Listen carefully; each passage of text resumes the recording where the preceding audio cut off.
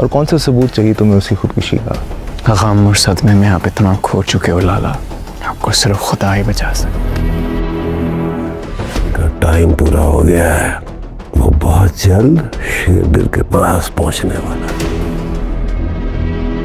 तुमसे एक लंबी गुफ्तगू करनी है, तुम आना पूरी जिंदगी लेकर।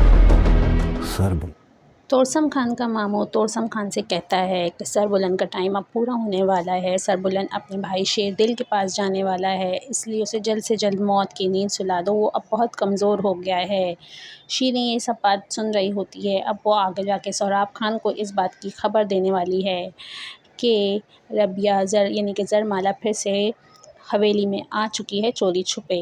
अब सोहराब खान उसे पकड़ेगा और उसे कहेगा कि तुम फिर से क्यों आ गई हो। तो सरबुलंद सोहराब खान के आगे आ जाएगा और कहेगा कि आपकी सोच का तो अल्लाह ही हाफिज़ है, आपका क्या होगा ये तो अल्लाह ही जाने।